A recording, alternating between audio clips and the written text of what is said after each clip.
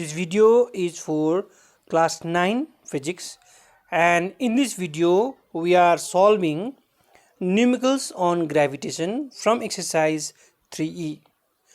So here are some few relationships or formulas which you need to know to solve the questions from your book. So first one is F equals to capital G m1 m2 upon r square, where F is the force of gravity, G is the gravitational constant, m1 and m2 are the masses between which the gravity is acting, whereas r square is the distance between these two masses. We have discussed in detail, right? Number 2, force due to gravity or weight. Here force due to gravity or weight both are same, right? Whose formula is F equals to m multiplied by g, where m is the mass of the substance, g is the acceleration due to gravity. Then we have number 3, you need to know all the equations of motion, that is 3 of them. There are so many equations of motion written in your book, total actually 9 of them, plus we have h max, t, t dash, h dash, etc. So if you want to learn all, you're most welcome, but I think those 3 equations of motion will be enough to solve the numerical problems. Number 4, h max. In few numerical problems, the harder ones, I have used this just to shorten the steps. So the next formula number 4 will be h max, the maximum height attained will be equals to u square upon 2g. Otherwise you can use equation of motion also. The sum will be a little bit lengthy. Number 5, the time taken by the body to reach h max, right, which is t equals to u upon g. Here in both the formulas number 4 and 5, u stands for initial velocity, g stands for acceleration due to gravity. Okay, these are the 5 points which you need to remember to solve the numerical problems from your book. Okay, let us go to the first question, okay, of exercise 3E, the numericals. So coming to the first question, which is the force of attraction between two bodies, the force of attraction between two bodies at a certain separation is 10 Newton. The force of gravity is 10 Newton. What will be the force of attraction between them if the separation is reduced to half? If the separation is reduced to half. Let us try to understand the question first. Okay. So according to the question, there are two masses, okay, two objects, right? Let their mass be m1 and m2, right? Let them be separated by a distance r. We need to take it from the center, right? By a distance r. Sorry, it doesn't look like r. Okay, by a distance r. So such that the force of attraction, that is the force of gravity between them, is 10 Newton, right? Right, I hope you understood the first case. In the second scenario, what are they trying to say is these masses come closer to each other. If these masses come closer to each other, right? If, there's if also, such that now the distance between them from the, I need to imagine it from the center, the distance between them is suppose half of the previous value, which means it should be r upon 2, half of the previous value, r upon 2. So they are asking us, under this scenario, what will be my force of attraction? So here I am supposed to find the force of attraction, this value here. Here I am supposed to find the force of attraction, this value here. So I hope you understood the question. Let us go to its solution. So coming to its solution, number 1, as we know, force given to us is F equals to 10 Newton, right? Let the masses of the two bodies be m1 and m2 because they are not given to us. Let the distance between the masses be r, right, which is also not given to us. In the first case, you can see here, so in the first case, F equals to capital G m1 m2 upon r square. right? So this is my first case. So the force of gravity should be equal to the gravitational constant m1 m2 upon r square, right? Now this force here was supposed to be 10 Newton according to the question. Other values I am keeping it same. As I know the value of G, right, 6.67 into 10 to the power minus 11, but I am not putting it here, but it might get cancelled, right? So I am keeping this as equation number 1. So I hope you understood till here. 10 Newton equals to G m1 m2 upon r square, right? Now the second case comes when the masses comes closer to each other, second case. So in the second case, what happens is the new distance between them will be r upon 2, as given in the question. It becomes half. So the new force F1 will be equal to G m1 m2. Mass did not change, but the distance changed, hence it becomes r upon 2 whole square. Remember, r upon 2 whole square, not r square upon 2. It is r upon 2 whole square because the new distance is r upon 2. Now further solving it, I shall get F1 equals to G m1 m2 upon, right, r square upon 4. Now you might be asking, how does this 4 comes? The 4 comes because of the squaring this 2, right? So r square upon 4. I hope this much is clear. Now since this is denominator's denominator, that is 4 is denominator's denominator, and by reciprocaling it, it comes to the numerator here. So the new expression becomes F1 equals to 4 G m1 m2 upon r square. I hope you understood till here, right? Since you have understood till here, now you all know this value here was in equation 1 which you had framed earlier, which was equal to 10 Newton, if you remember. Let us go back and see, right here. So this value here, G m1 m2 upon r square, should be equal to 10 Newton, right? Should be equal to 10 Newton. So I'm replacing this value here, the whole thing here, by this 10 Newton.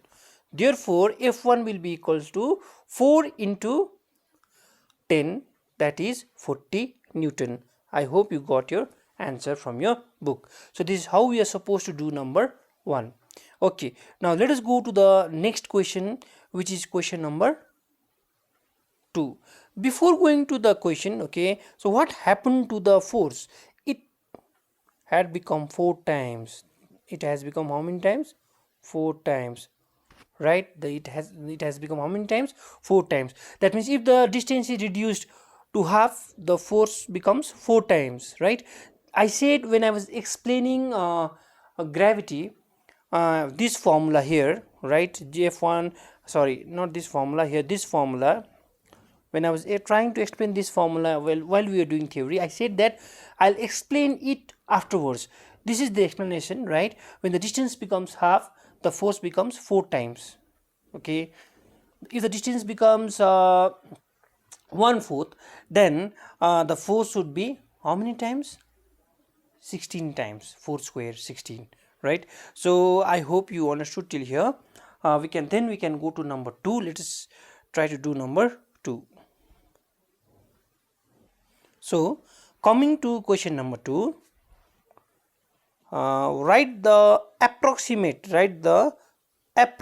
weight of a body of mass 5 kg, right? So mass is given to us, which is 5 kg. What assumption have you made? Okay, this question is not so complicated as number 1, but still let us try to understand. So coming to the solution of number 2, given mass is 5 kg, the mass given to us is 5 kilogram. What was the formula for weight? Weight was equals to force due to gravity, which is m into g, right?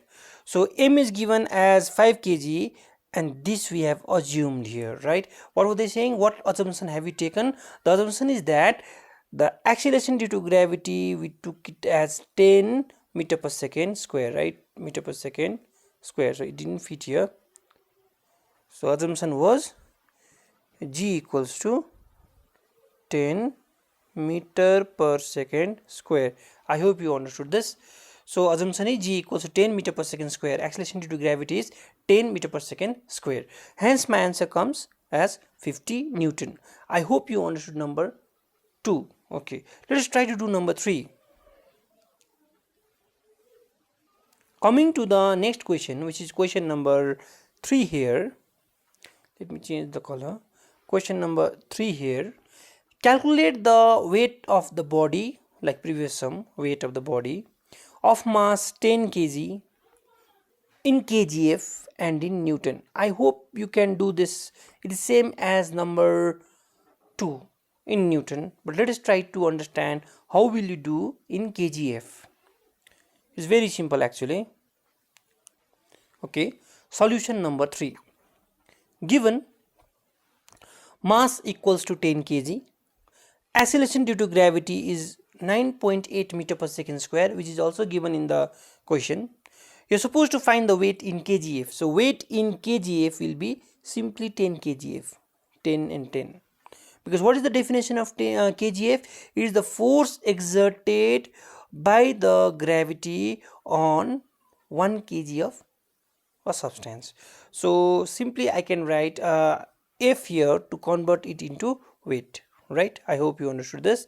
So now weight in Newton, I need to use the formula which is m into g, right? So m is 10, g is 9.8. So after multiplying we are getting 98 Newton. I hope you understood this question as well. That's number 3. Let us try to do the next question, which is question number 4. Coming to the question number 4. State the magnitude and direction of the force. Magnitude here means how much will be the force, and direction of the force of gravity, that should be always downwards, right? Vertically downwards, acting on a body of mass 5 kg. Take g equals to 9.8. So I think this also you can do it. Okay, solution number 4. Given mass is 5 kg, acceleration due to gravity is 9.8 meter per second square. Force due to gravity should be mass into acceleration due to gravity. So mass is 5 kilograms. Acceleration due to gravity is 9.8 meter per second square. So when we multiply these two, we shall get 49 Newton. And what will be the direction? It will be vertically downwards. So I hope you understood this. Number 4 is going quite easy, right? Except number 1, this is quite easy. Let us try to do the next sum, number 5. So coming to the next question, which is question number 5. The weight of a body is 2 Newton. The weight of a body is 2 Newton. What is the mass of the body? What is the mass of the body? And here acceleration due to gravity given to us is 10 meter per second square. Again, you all know I need to use this formula F equals to m into g, where force is given, g is given, I need to find m. Let us try to solve this. So coming to the solution of number 5, force given to us is 2 Newton, 2.0 means 2 Newton, g which is acceleration due to gravity, which is 10 meter per second square, and force I need to find. Then I need to use the formula of force, which is F equals to m into g. Replacing the values of F, m and g. So here we shall get 2 Newton equals to mass multiplied by acceleration due to gravity, which is 10. So after cross multiplication, this 10 goes in the denominator on the other side. So we shall get 2.0 Newton upon 10 meter per second square equals to m. Hence after cancellation or simply by changing it into a decimal number, I will get m equals to 0.2 kilogram, right? M equals to how much? 0.2 kilogram. Let us try to solve the next question, which is question number 6. I hope this is easy till now. So coming to the next question, question number 6.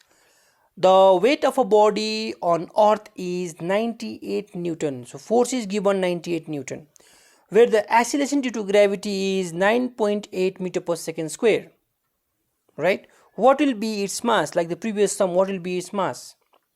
Now number B, weight on the moon where the acceleration due to gravity is 1.6. okay, where the acceleration due to gravity is 1.6 meter per second square.